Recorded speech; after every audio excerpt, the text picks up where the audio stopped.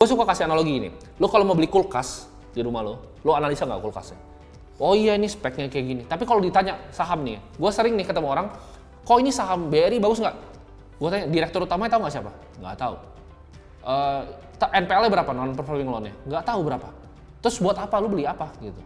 Kalau lu beli TV, beli kulkas, lu analisa, oh ini kulkasnya kayak gini, wattnya sekian.